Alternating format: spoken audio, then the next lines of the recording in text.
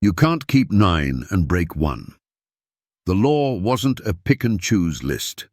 You say you believe in the 10 Commandments, yet you only keep 9.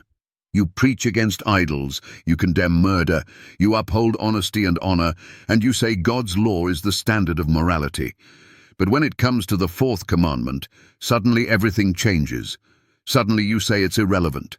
Suddenly it's fulfilled, symbolic, Jewish, or nailed to the cross. Really? Then let's get honest. If you believe the law is God's will, then you can't treat it like a spiritual buffet. You don't get to pick what's convenient and ignore what's convicting. The 10 Commandments are not a menu. They're a covenant, and they rise and fall together.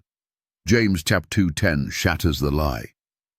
For whosoever shall keep the whole law and yet offend in one point, he is guilty of all. Did you hear that? Break one, and you've broken them all. God's law is a chain. Snap one link, and the whole chain fails. So how can you claim to love God and yet reject the only commandment that begins with the word remember? How can you call yourself obedient while discarding the very sign of creation and sanctification? The Sabbath commandment isn't hidden or complicated. It's right there in Exodus 20:8-11.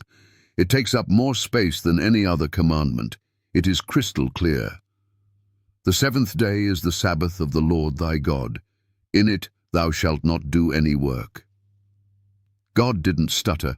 He didn't suggest. He commanded. And he never changed it. You say you keep Sunday in honor of the resurrection. But where in Scripture did Jesus authorize that?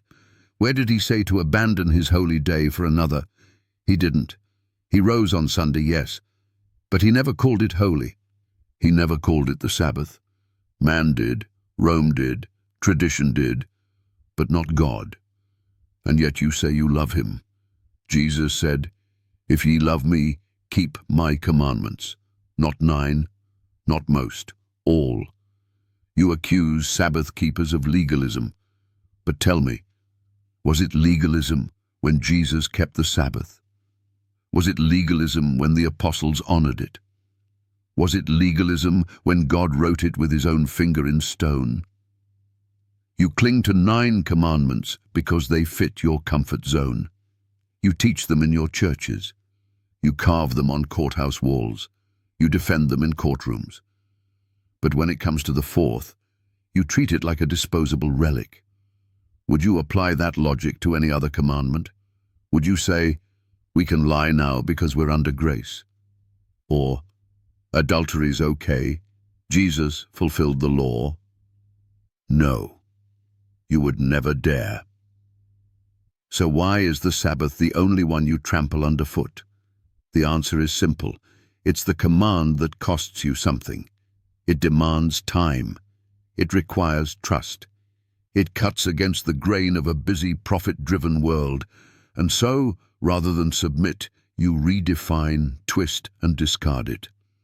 But God never gave us a pick-and-choose religion. The 10 Commandments are a whole, a complete moral law, a reflection of his unchanging character.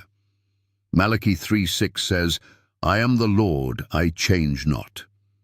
If God hasn't changed, neither has his law. If his law is still holy, then so is the Sabbath. If 9 still matter, so does the 4th. You can't keep 9 and break 1. That's not obedience. That's rebellion dressed in religious language. That's worship on your terms, not God's. So choose, all or nothing. Because when Jesus returns, he's not coming for those who almost obeyed. He's coming for those who kept the faith and the commandments, all 10, not 9, not some, not most, all.